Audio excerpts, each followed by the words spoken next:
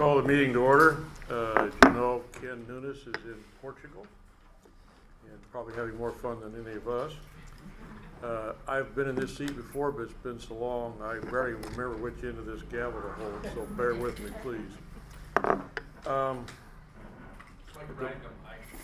Yeah, right. Tomorrow I'll remember better. We met in closed session beginning at 4 o'clock. We discussed the items listed on the agenda, and we did not reach any reportable conclusions. And with that, we have a new student trustee stand-in, I guess. Shane Strong, did I pronounce that right? You did. And would you do us the honor of leading us in the Pledge of Allegiance? Yes, Mr. Chairman. Ready, salute. I pledge allegiance to the flag of the United States of America and to the republic for which it stands, one nation, under God, indivisible, with liberty and justice for all.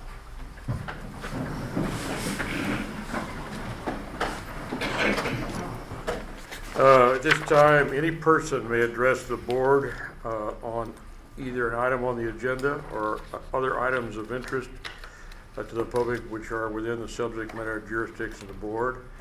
A maximum of 5 minutes is allowed for each speaker, with a maximum of 15 for each topic. First of all, does anybody wish to address the board on items which are on the agenda? Seeing none. How about items not on the agenda? Okay. And might be putting you on the spot, but do you have a student trustees report? I notice it says summer recess. There's only one thing actually currently, Mr. Chairman, members of the board. Right now, the only thing we have is Giant Days coming up in a couple weeks, I believe. And really that's the only thing that's on our docket this summer. What might help, Shane, just for the benefit of the board, because we normally are on recess from our student trustee in the summer, is to explain to them a little bit the status of the election, how you came to your student senate presidency, and then why you're filling in right now. Just kind of let them know how that all transpired and what, if any, changes are we expecting when the academic year starts and the student senate resumes and so on. So in the spring of this year, I was elected president of the student body. It's an honor and a privilege to represent the students here on campus.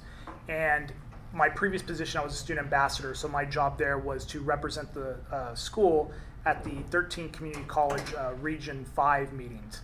So that was my job previously. As president this year, I'm looking forward to not only working with students, but administration, staff, faculty, and everyone so that we can create an agenda that's going to work for everybody. One of my goals this year was to work with administration on hydration stations. So kind of throwing that out there a little bit. That was one of my pledges to the students this year. I think it's realistic that we can work on that, and I'll go into that further later on. But this year I look forward when we come back to session that we are going to have a lot of great things. Last term I was really ecstatic that we had the Grind Coffee Shop finished.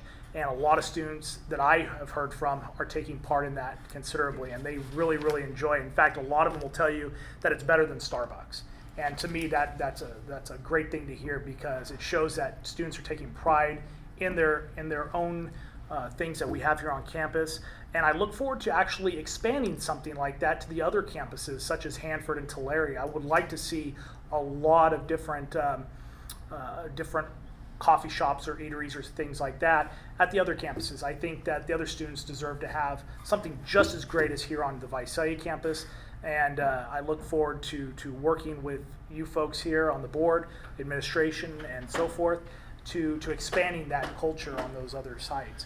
And I also wanted to just say, this next term, we have a fantastic board, great people. Some of them are even high school students, and so I'm really excited to see the high school students get involved and run in our elections, to be a part of a culture that's such an outstanding process. And I think that together we're going to do some really great things like we did last year. We're going to continue on. I call it the first phase, if you will, of our plans from last year, which was the Grind Coffee Shop, having a healthier menu option on campus.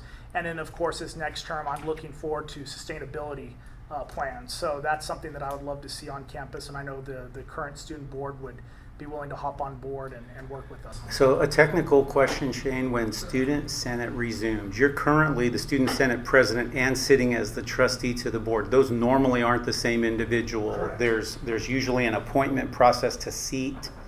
Right. How will that work when you guys resume? I know we've had, for example, when Abby Gregory was Student Senate president, she sat in this chair temporarily while a student board member was selected. What's the process for putting the permanent student board member in? Okay, so as you know, we had 3 positions that were not filled in the last election. So we had a few vacancies. One of them being trustee, the other being records, and the other one being the publicity commissioner. Okay. So we had those 3 positions vacant. So the process is that we will have a membership committee that is comprised of our vice president being the chairperson of that committee. It will be the president, the trustee, but of course we have a vacant position in that area, and the commissioner of activities. And then of course our advisor will also be a voting member as well. We will convene to fill those 3 vacancies. And I think we have decided the 26th in the morning sometime. We have to get a time frame for that, but we're shooting for the 26th. And we're looking to fill those vacancies so that we have a full board and that we can continue with the agenda that we would like to have done. So Thank you. You're very welcome. Thank you, Mr. President. Any questions of Shane? Board member reports. Greg, I'll start with you. Good. Earl? It's boring. Me too. Foundation report. None. Just a quick one. I just wanted to give you folks a heads up that the Visalia Rotary Community Foundation has pledged to support our President Scholars Program. One of the board members, Philip Hornberg, reached out to President Carasosa and mentioned that their intent to endow a section of their funds specifically to fund President Scholars in perpetuity. And they're talking in terms of $14,000 a year would come from that, which would support 7 President Scholars annually. So that developed over the course of May, and the other thing that has come since that is their intentions to further solidify their pledge of the endowed funds by doing a fundraiser, and that will both raise some money for that endowment, but also raise a lot of awareness here locally and hopefully throughout the district that we in fact have a President Scholars Program that has some wonderful candidates already coming through it, and that there's this opportunity to support this program through financial support. So I've been sitting in on a couple of planning meetings. I have one tomorrow morning. We're looking at a craft brew fest kind of deal with some barbecue sampling on top of beer sampling, and having on the September 14th at the Porter Field House. So I'll get you more details of that soon, but I wanted to let you folks be aware that was coming before you hear it on the street, that the Porter Field House will be a venue for this rather large scale Rotary event. And also for you folks that are connected to the Rotary clubs in the other communities within our district, please let me know if you think that there might be an opportunity to have a conversation with the leadership of those Rotary Community Foundations or the individual clubs. Tim, Yes, sir. were you aware that Phil Hornberg used to be the president of the COS Foundation? Oh, yes. 20-some yes. years ago? Yes, yeah. So he's still very much an advocate for us, and actually virtually all the people that are on this committee have been longtime advocates for COS and for the foundation. So I feel very fortunate that they're now directing their attention to what can be done to support College of Sequoias and the President Scholars Program. Thank you. Happy anniversary. Oh, thank you, sir. I'm taking off. Steve, I'm just taking off right now. I don't see Dr. Lacerna. Is there an accreditation report? No, Dr. Lacerna is out on vacation this week, and there's no accreditation report.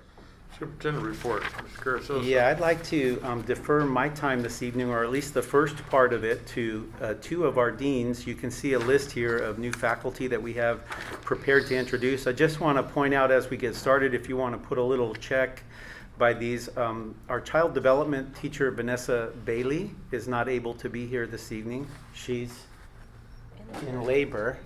So that's an excused absence. And then Allison Ferry Aby is also currently employed with Fresno State and had a prior commitment, not able to be here this evening. But other than that, we will have some introductions. And I'm going to begin by introducing our deans in these areas. And we're going to start with Dean Cindy Delane in what is likely one of her last official acts as a COS officer, to be here this evening and to introduce us to some new staff in her division. So, Cindy? Thank you. All right. It's my pleasure to introduce, first of all, Tina Toth. She's our new full-time nursing instructor. And speaking of labor and delivery and pregnancy and all that good stuff, we finally got someone to birth some babies. She's going to be our perinatal instructor. And we're looking forward to having her because it's difficult to find nursing faculty and then to find one with such a specialty area such as perinatal. So we feel very fortunate to have her. She has a master's in science and nursing from Walden University, a bachelor's degree in nursing from the University of Windsor in Windsor, Ontario, Canada, national certification in obstetrics, worked as a field infection preventionist at Kaweah Delta, supervisor of labor and delivery, charge nurse at Adventist Health in Hanford. More specifically, she's held a variety of positions: bedside staff nursing in labor and delivery, charge nurse, supervisor, postpartum care, neonatal intensive care unit she has worked in, an operating room circulator for C-sections, and post-anesthesia recovery. Has also been involved with staff development and precepted new employees. So you can see she has a fabulous resume and did an excellent job in her interview and teaching demo. So it's a great pleasure I introduce Tina.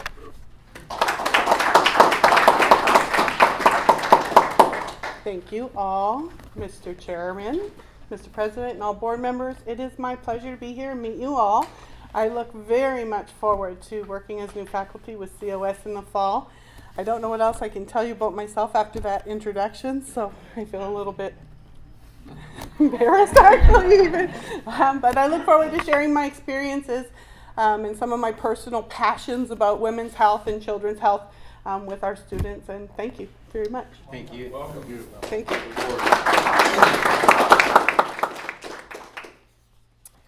Next is Raul Angeles. Angeles, is that? Oh, sorry. He's one of our new full-time instructors for child development, and we are so looking forward to having him join us. He has a master's in human development from Pacific Oak College in Pasadena. He's been here as an adjunct. We've been fortunate to have him as an adjunct instructor at COS, teaching a variety of child development courses. He has been a fiscal manager at Tulare County Office of Ed in the Early Childhood Educational Program, a child development director at King's Community Action Organization. And I think what we really appreciate and look forward to Raul being a full-time, and that he believes motivation is the key to learning, and a component of that is the relationship between the teacher and the student, and he does everything possible to assist students with reaching their goals, and we have seen that in action in his adjunct position. He connects closely with students and truly understands their life challenges in meeting their educational goals. So it is with great pleasure I introduce Raul.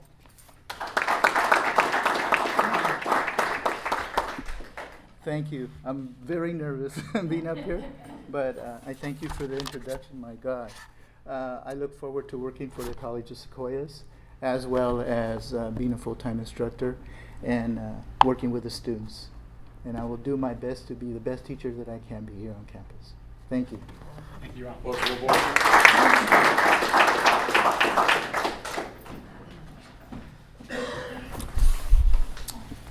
Good afternoon. We've had quite a few retirements in my division, so we've been able to find excellent people to come in and help us to continue on our mission to serve our students.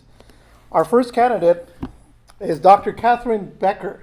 She is a historian who is a native of Selma, California. She attended Reedley College, where she distinguished herself as an excellent historian, and she transferred to Fresno State University, where she finished off her bachelor's degree and continued on with a master's degree. She is known there and I guess throughout the U.S. for her work in warfare. She knows how to make war.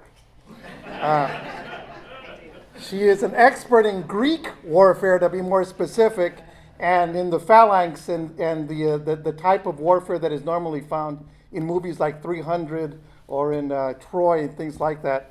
And she's going to teach our students how to do that. In addition to her preparation at Fresno State University, she received excellent recommendations and moved on to The Ohio State University for a PhD in history, working with quite a few distinguished medievalists and also in the issue of war. But this time it went into the Middle Ages and into Swiss tactics.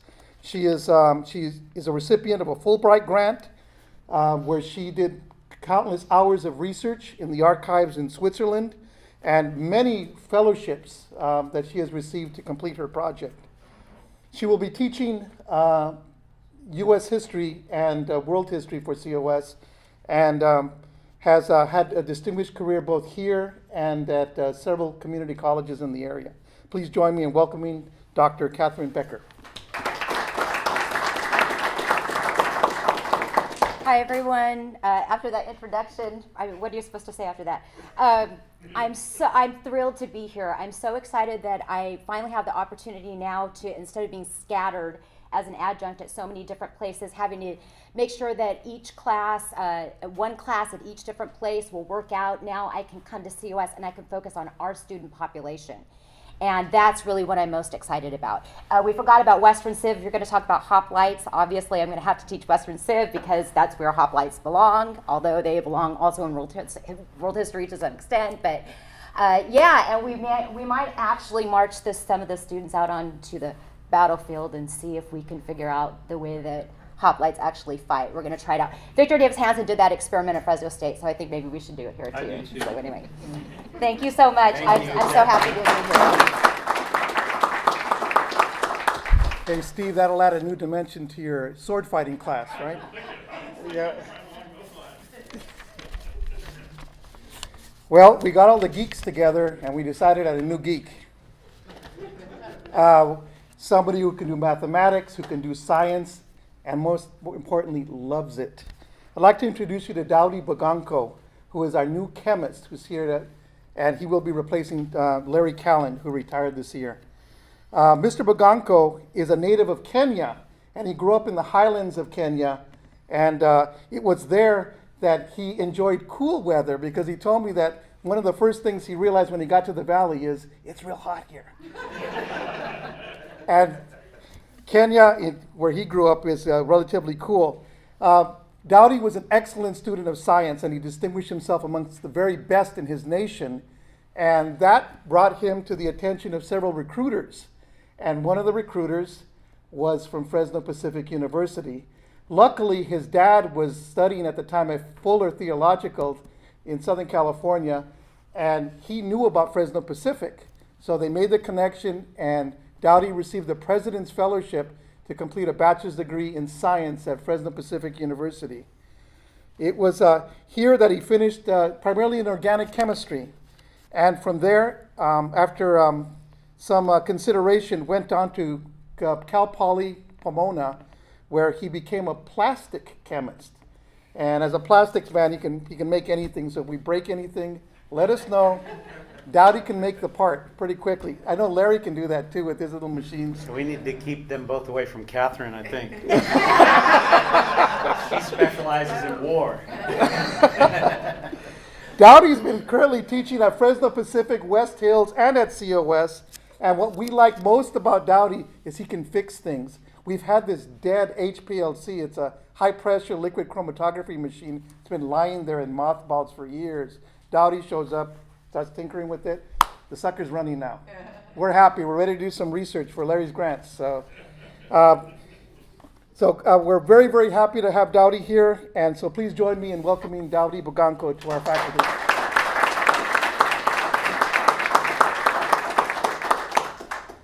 Mr. President, the Board of Trustees, and I'm very excited to be joining you and to be joining COS as a full-time professor in chemistry.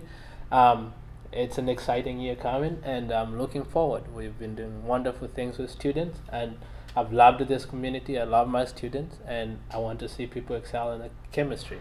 I want to prepare them for prosperity in whatever field they go to, and most importantly, give them a hint of the love of chemistry and what it can do for you. Thank you very much.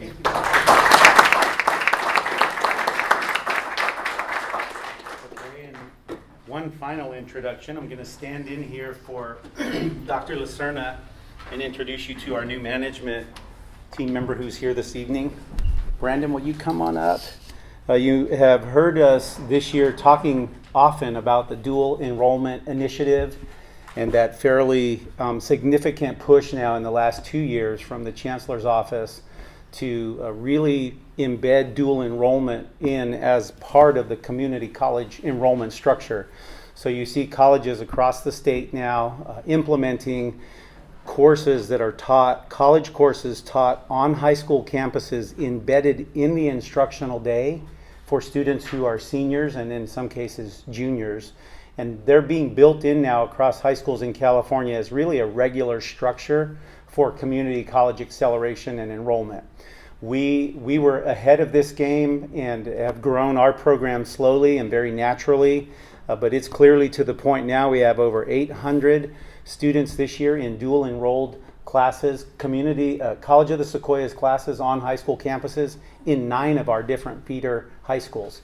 So we have dozens of adjunct faculty in multiple locations, so it's very much like a large division, only you don't have the benefit of being all on one campus. You're actually scattered out across multiple campuses. So it's turned into a significant assignment and responsibility. So we went on a search for an outstanding administrator. We're pleased to introduce tonight Brandon Hildreth to our board. Brandon earned his bachelor's degree in psychology from Alabama A&M University. He earned a master's degree in student affairs administration and higher education from Ball State University, and then went on to earn his doctorate in educational leadership and policy analysis from the University of Missouri, Columbia. He most recently served as the Director of Continuing Education and Extended Studies at Lincoln University and has provided leadership there and oversight for their, in large part, their dual credit program, which is that state's version of our dual enrollment program. So while he's going to be new to the California community college system and our terminology, he's very familiar with high school courses, college courses being embedded in high school and what the logistics are of bringing those two institutions together. So we're excited. He's run the dual credit program for Fort Leonard Wood campus and the state of Missouri, as it's a smaller state, so to be coordinating this for all of the state of Missouri will be a little bit like doing it now for College of the Sequoias. So with that, I'd like to introduce Brandon Hildreth. I just want to say thank you for the opportunity. I am looking forward to this new adventure. I spent most of last week at all the high schools or visiting high schools, so definitely anticipating a very fruitful year and really working to connect high schools with the College of Sequoias and also incorporating faculty and other departments as well into that process. So looking forward to the experience. All right. Thank you. That's it, Mr. President, Vice President. Any questions for Dan on anything? Thank you for being here at a summer meeting to all of you who came today. You could see our crowd is light, so it was nice to have the room filled up. Dr. Trimble, do you have an academic senate report? No report. Is Mr. Hurst here or our representative? No rep. Mr. Lamar, CSCA report, please. Just quickly, we met with the district at our first negotiations a week and a half ago, and we meet again on the 20th. Looking forward to it. Thank you. Mr. Nakamura here? No. Okay. Leads us to information on the bond refunding update. Ms. Staton? Okay, good evening, Board of Trustees.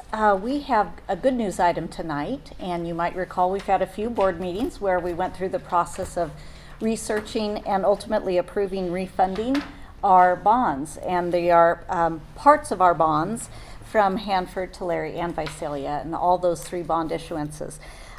Very good news, hot off the press, on May 15th is when you approved it, the May 15th board meeting.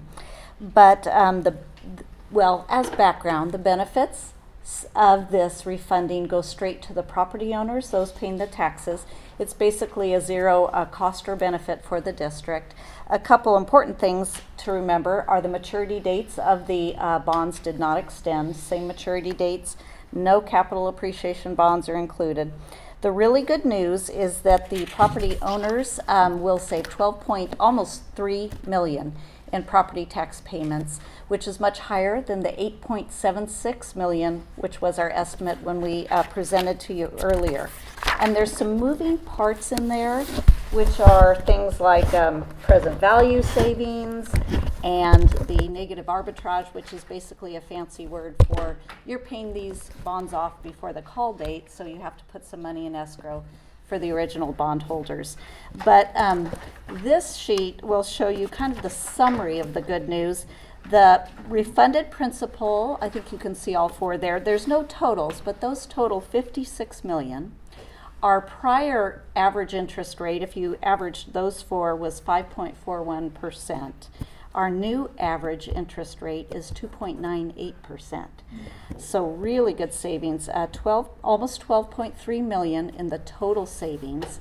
The next column is, well, some of those are 20, 25 years out. So what is it today? What would it be worth under present value? It's still $9.3 million. And then in the far right, you can see there were negative arbitrage amounts we had. Well, we didn't pay, but it's all part of this refunding that goes into those escrow accounts for the prior bondholders.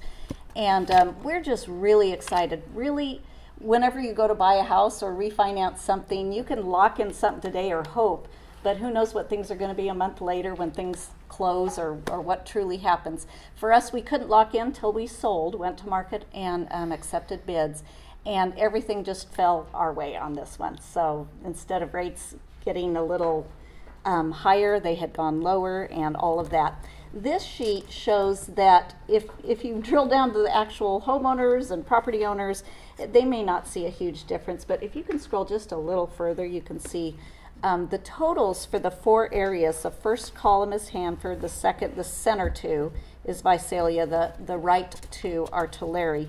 But you see the same totals, $3.5 million for one, 5.4 for another, 3.34 for another.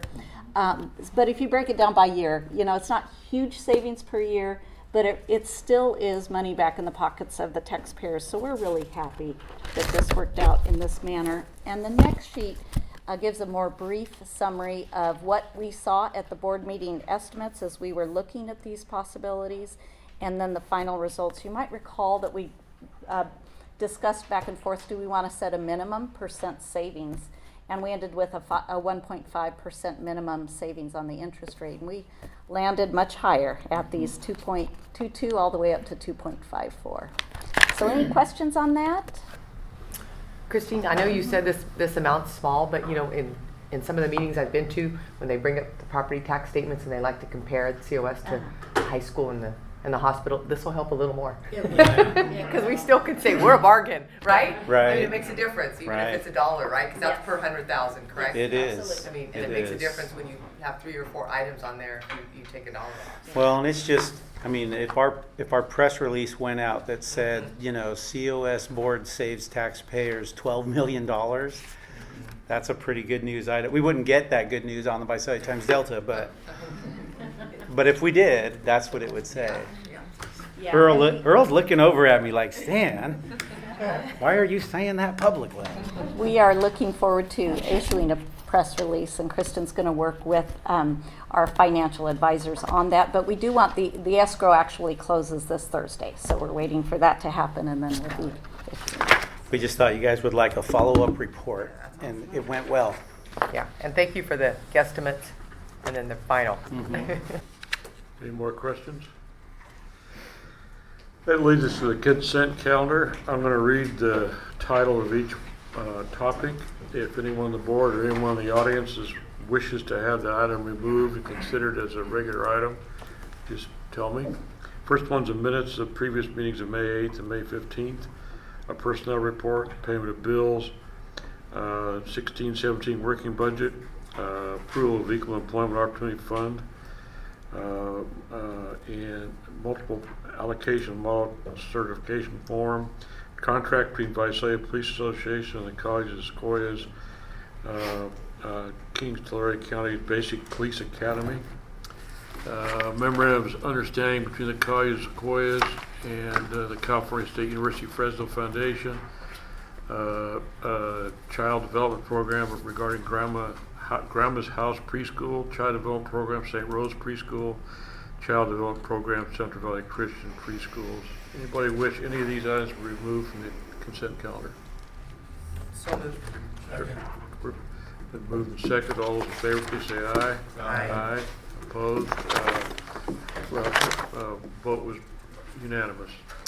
That leads us to item 12 regarding the first reading of six board policies. Mr. Carasosa. Yes, I will do a quick overview of these for you. These are the last of the 5,000 series that made their way through our participatory governance system this year with the review and revision to board policy and administrative procedures. You can see BP 5035 just indicates some updated wording in terms of getting the titles corrected.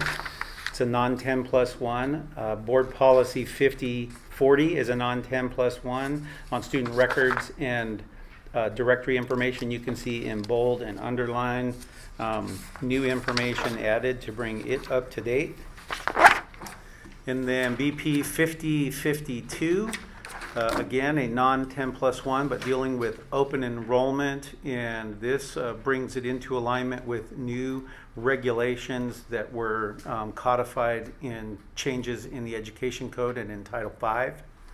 The board policy 5055, again, a non-10 plus 1 on enrollment priorities, just has an update in the titling. And the board policy 5070, which deals with attendance accounting, is coming through reviewed and remaining as is. And then finally, board policy 5073, non-10 plus 1, mandatory first day of attendance requirements, again reviewed with just a minor change in the heading. So these are before the board tonight for a first reading. No action is required. You could waive this first reading and move these to a second reading. We would bring them back for second and final approval at our July board meeting. Any questions or comments? I move we waive this and go to the second. Second. First and second. First by Greg, second by Earl. Right. And is there any further discussion? All those in favor, please say aye. Aye. 4-0. That leads us then to the item 13, the 2017-18 tentative budget. Ms. Statton. Okay. when I bring water, that means it could be trouble. But I've also been told that we have a Warriors-Cavs game at 6, and I Keep in mind, we're not as interested in this as we are in Ken is- saving $12 million. Yeah, and the board president who cares a lot about this isn't here tonight. yeah, my fellow CPA left me. Yes, so in your hands initially is our budget book. This is a tentative budget book, and tonight we have our tentative budget for your approval. Big thanks to Linda McCauley.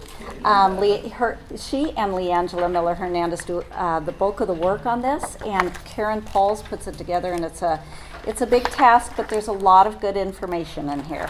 I'll refer back to that once or twice. Going into, basically I have a PowerPoint that goes along with this. I'm just going to look real quick, see if I had anything else there.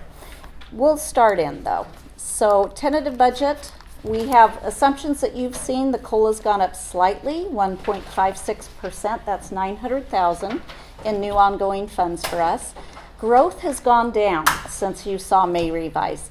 On top of that, the percentage that comes to COS is lower than we anticipated. But remember, we don't budget growth, so it didn't really affect our assumptions too much. All that said, we could earn up to $800,000 ongoing if we grow by approximately 1.64% or 160 students. This was a big item, big news item, I would say, in this year's budget. A base increase that came out to cover rising employer pension costs. And it was a lot larger in the May revise than it was in the January budget. What they said primarily is cover rising employer pension costs, other rising costs that districts face every year, utilities, insurance. Our amount worked out to $1.469 million, and it's ongoing. And wanted you, as board members, to know we took $1.2 million of that and budgeted it here in our tentative budget to cover PERS and STIRS. It worked out, we thought it was going to cover 2 years magically, but when we got our updated numbers from the state, it's covering 1 year of 18-19 and about 2/3 of 19-20. And you'll see that in this year's 17-18 budget. One of the reasons for doing that is the state is saying, you've asked for this for a long time, here it is, don't plan on more. So this is the year to use the bulk and really try and chip away at the PERS and STIRS that are coming up, even though in our sense we are pre-funding. So plant maintenance and instructional support, also known as scheduled maintenance and instructional equipment, was going to be over $1 million and not received until February 2019. So as such, it would have been $543,000 for each side. We went ahead and budgeted 50% because of the fact we're not going to receive it for a year and a half. We don't know what that'll come out to in the wash. We budgeted 50%. Just to let you know, it's already not faring well in the wash. They have lowered it to they lowered it by about 43%. So we're pretty close on target to what we think it'll be, and we're basically budgeting the receivable in advance. Energy efficiency is our Prop 39 money to continue annual projects. Prop 51 state facility bonds, in case you have heard, they are now funding 15 of the 29 that qualified under those state facility bonds. Unfortunately, we didn't make the cut for the newest 5 that they added. We score really well on our basic skills building project, but I'm waiting to hear back now from some administrators at the Chancellor's office. It sounds like we should be funded in 18-19, but when this went to print, I thought it could be either year. So that's just how that is rolling out. PERS and STIRS, and I'm going to show you a chart that will make more sense, but just so you know, this year our costs are $633,000. They were already budgeted last year, a year in advance. This year in our budget, we're budgeting almost $700,000 of 18-19, and then we took an extra chunk of 19-20 and budgeted about $500,000 of that to use up that $1.2 million. So we're almost budgeted 2 years in advance, and I'll show you how that benefits us shortly. Student success, SSSP, same dollars as last year. Strong workforce, and also student equity, sorry. Strong workforce, you've heard a lot about. It is just really starting to unfold right now. We received $500,000 regional, $1 million local, And a bulk of that, all but about 273,000 is going to be carried forward here into 17-18. And then we still haven't budgeted our 17-18 amount from the state and our local and regional because we don't have those numbers yet. Increase in a full-time student success grant, that's just some good news for some of our students, Cal Grant B and C, taking 12 or more units. This is a little hard to see, but this is what I wanted to show you folks. If you go way back to the beginning and look at what our PERS and STIRS have increased, you'll see, wow, I can almost not see it myself, 4.288 million total cost. Did I read that right? If anyone can see it? Look at that one. Look at that one. Look at him. I actually have it in here, but who knows? So that's a lot of money to come up with. That's not one-time costs. That's ongoing to fund our employees, the increased employer costs for PERS and STIRS. And you can see STIRS calculated out through 2021. That's all you've probably seen to date. Recently, PERS said, whoops, we're going to need more years. So you'll see under PERS, they added some additional costs, but they're not as high. We're not as terrifically concerned with that. And you'll see in a moment with our fiscal solvency, we're pretty well covered here through 2021 as we project out. And the next few years are not as huge to tackle. So we really have chipped away at the bulk of these costs, but it has been a very large cost to tackle. For your information, this is still an estimate because we're waiting for our final count of spring actual hours of attendance and our census date for first and second session of summer. But we believe we'll finish the year somewhere around 9,700 FTES. And that's really good news because our budget this last year was built on 9,400. So that's a lot of these new funds that you're seeing us use here in this next year's budget. You may be used to seeing this history and just seeing how it's played out. In 15-16, the state only paid us for what we earned. We could have earned a little more. Next year, it looks like they'll pay us up to about 9740. I'm sorry, not next year. That's 16-17. But it looks like we're going to earn about 9702. Next year, maybe 160 additional, and we don't know what we'll earn. But we are budgeting zero. That's why that's a question mark. So our good news is if you look at 14-15, 8869 to 15-16, 9430 to 16-17, 9702, that's some good solid growth the last few years, and is another reason why our budget has been fairly healthy. So, and just for your thought process and discussion, step and column costs are built into this budget, almost $500,000 a year. Cost of 1%, again, just for our knowledge, unrestricted only is about $370,000, and 1% across the board is about $445,000.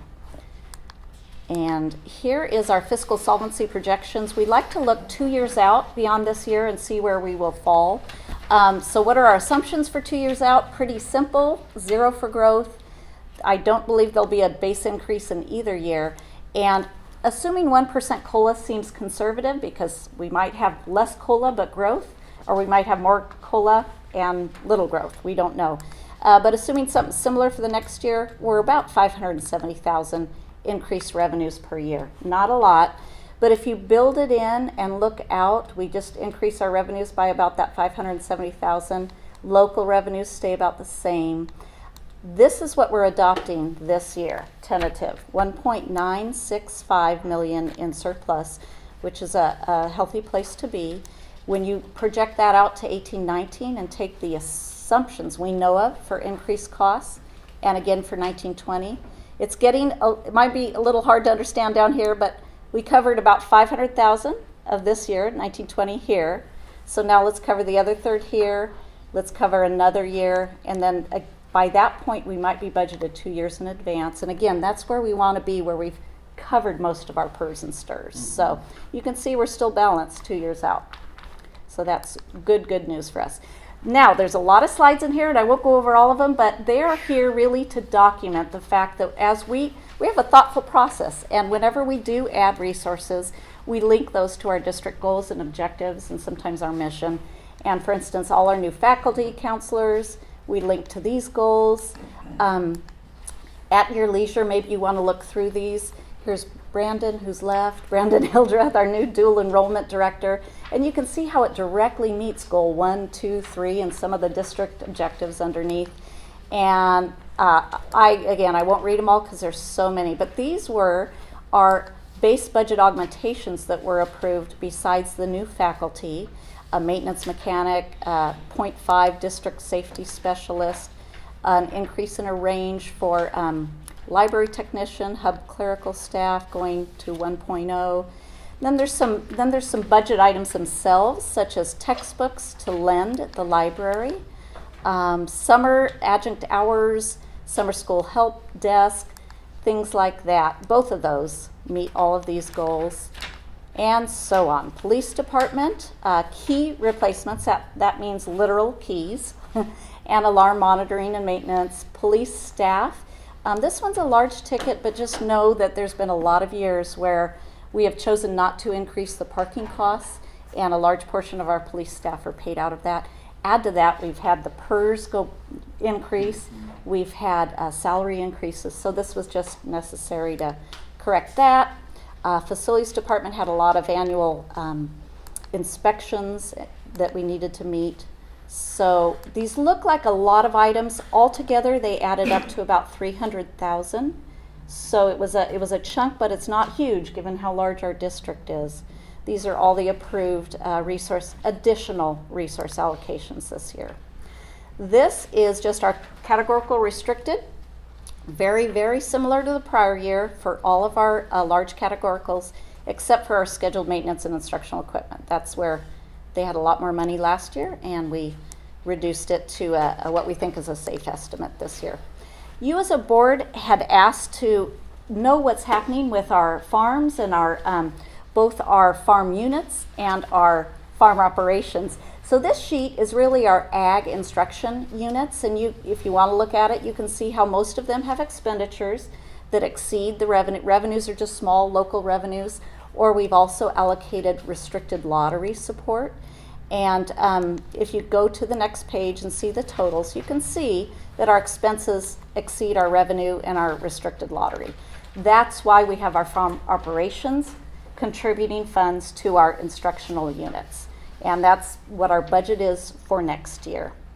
The next page is the farm budgets, and you have the different units of the farm, and the crops is our largest with our largest revenue, 238,000 assumed there. Almond, what you're seeing here is expenses exceeding revenues. Pretty unusual for our farm, but this is the first year where we're going to have some actual almond expenses that are not part of that startup funding for almond planting before we have almond revenues coming in a few years. We also have our other funds, and if Ken was here, he'd be excited, but in here on page 7, if you ever want to know what our fund balances are in our other funds, this is revenue and expense, but our fund balances, it shows our beginning and our estimated ending. Examples are our farm special reserve is almost $1 million beginning. Linwood Reserve, you might remember, is still at $2.2 million because we were able to pay back that $1 million that we borrowed to meet our Corcoran commitment. So anyway, this is just a listing of all the other funds, especially the general obligation where you'll have interest and principal payments listed. And then as we close, just a reminder, as we close this year, there is going to be dollars fall, unspent fund balance, the largest being our 300 FTS growth that we earned, and then some that just goes unspent in different account lines. And that's it. I may be into the game, I don't know. But it is here for your for your approval. Any questions? Questions? It looks so good. First and seconded. Is there any further discussion? All those in favor, please say aye. Aye. Aye. Opposed? Motion carries unanimously. Thank you very much. You know what I like too is what you don't show here, the fact that you've done this same sort of stuff several years out. That's very reassuring to have it. Thank you. Inter-district interfund district loan, Ms. Staton. Yeah, this is here, it comes to you annually, and it's really just a preventative measure to request that you would approve a resolution to allow us, if needed, to make interfund loans. We haven't needed that recently in our unrestricted general fund, but we don't know if something may occur in a capital projects fund or something like that, so it's safe to just have the authority to make those transfers if there's a temporary shortfall and it's just a loan. So. Moved by Greg, seconded by Lori. Any further discussion? Megan, please pull the board. Trustee Sherman? Aye. Trustee Cardoza? Aye. Trustee Mann? Aye. Trustee Zumwalt? Aye. Item 15, education protection account. Ms. Staton. Okay, this is also annual. It is a result of Prop 30 back in November 2012. So we now have our education protection account that comes out of that sales tax that we pay. And as such, we have to have you pass a resolution regarding how we're spending those funds. And the last attachment you can see, we are receiving $8.204063 million, and we are proposing to spend all of it on instructional salaries and benefits only, which is what we've done each year since 2012. Any questions? So moved. Second. Moved by Lori, seconded by Greg. Any further discussion? Megan, please pull the board. Trustee Cardoza? Aye. Trustee Sherman? Aye. Trustee Mann? Aye. Trustee Zumwalt? Aye. Item 16, permanent transfer of funds to other post-employment benefits. Ms. Staton. Okay, this is also a resolution. We're seeking your approval for this. You might recall that at the Board of Trustees planning session, we talked about the idea of funding. How are we going to fund our other post-employment benefits trust? At the time, we had about, I think, a $2.6 million gap between what our actuarially unfunded amount is and what our trust account was. And we decided, you asked that we bring a resolution to you at the end of each year, provided we have at least that much in unspent funds, general fund unrestricted. So we're not budgeting it and taking it away from other needs, but if the funds are there, we're going to go ahead and transfer. So this is a request for $553,000 to be transferred to the irrevocable other post-employment benefits trust. And just so you know, the markets have been doing well, so that gap is now $2.3 million. If things continue to go well, we may only need to do this for 4 years rather than the 5 years that we discussed, but it'll just be dependent upon markets and fluctuation and our actuarial studies that are done. So moved. I'm so happy to see Yeah, this. you know Just what? as Ken gets excited about other stuff, I get excited about this. I'm kind of with you on this one, Lori. I can remember when the other Made me post-employment nervous. benefit legislation passed, and I can remember sitting there and thinking, I'll work my whole life and we'll never have all the money we need in the account to meet our actuarial, and we're going to do it. I mean, it just seemed like such an unachievable goal in the beginning. So good for us that we started on this early and that we're getting it done. Is there a second? I'll second. Moved by Lori, seconded by Greg. Megan, please pull the board. Trustee Cardoza? Aye. Trustee Sherman? Aye. Trustee Mann? Aye. Trustee Zumwalt? Aye. I'll make sure to tell Ken you stood in for me. Item 17, permanent transfer of funds to capital projects. Ms. Staton. Yes, okay, so this is similar, we haven't done this before, but we're requesting your approval for another resolution. And this was at the December 12th, 2016 board meeting when you approved the mandated costs for this year, which weren't huge, but we broke them out. And in there was a plan, let's move $190,000 now to pre-fund our artificial turf replacement, which is due, I think, in about 2020. And then let's move $100,000 a year for the next, I think it's 3 years, and then hopefully we can make up the rest with scheduled maintenance when this is due. So that's part of this plan, and again, we weren't going to budget it, we were just going to see if we have funds at the end of the year, and we do. So we're requesting your approval to move $100,000 as we close this year to our capital projects account fund.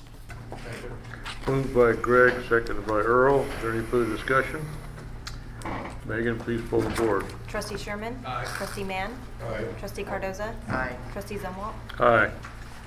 Item 18, notice of intended action to reduce the classified service due to lack of work or lack of funds. Resolution number 2017-12. Mr. Bratch. You're not Mr. Bratch. I'm not Mr. Bratch. He's north of the border, so I'm standing in for John tonight. Our first resolution, 2017-12, is notice of intended action to reduce the classified staff due to a lack of work or lack of funds. We have a program known as TRIO, which supports students not only on our district campuses, but also in 4 local high schools.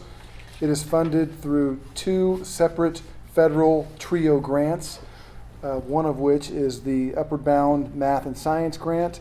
Unfortunately, these 2 grants don't run concurrently, so about every other year, one or the other is ending, and their renewal process runs us until August of that particular year. Ordinarily, we do get renewals, but there's no guarantee we will, so we have to go through this process, which is to formally allow our employees to know they could be laid off or reduced, and that is the case here. We have 2 classified staff members, 1 position which would be eliminated if the Upward Bound Math and Science program is not renewed, and another that's funded through both grants would be reduced to half-time. We also have a manager that would be affected. We'll be bringing that information back at the July board meeting. We were just required to do it for classified staff at this one. So unless there are further questions, we would recommend that the Board of Trustees adopt Resolution 2017-12. I assume the affected employees know the ins and outs of the whole thing. Yes, thank you, Mr. Vice President. We have discussed it with both of them as well as the manager. It's actually very similar process-wise to a pink slip or layoff notice that we're required to do on the certificated side. With classified staff, the timelines are different, but you give them basically the same kind of potential layoff notice contingent upon funding, right? And so we, like Brent said, we do have to go through this, unfortunately, every other year with one or the other of these grants, and so far they've each been renewed, but last year I think they took us right up to the 11th hour. It was August before we knew we had the money. Well, you gotta do what you gotta do, but boy, sort of a nervous way to live, isn't it? Yeah. So moved. Lori moved for approval. Is there a second? Earl seconded. I'm glad I didn't have to do that. Any further discussion? Megan, please pull the board. Trustee Cardoza? Aye. Trustee Mann? Trustee Sherman? Aye. Trustee Zumwalt? Aye. Leads us to number 19 is approval of appointments of educational and classified administrators. Mr. Bratch, Mr. Bratch still isn't here, so I'll cover for him on this one too. As you know, we employ our administrators, all of them with the exception of the vice presidents, via annual appointments. And every year, the board must approve the list of all educational and classified administrators. We have attached that list for your review and approval, and it's recommended that the board approve Resolution 2017-13. Is there a second? Any questions or discussion? Can we pull a name off if we wanted to? I do what you want.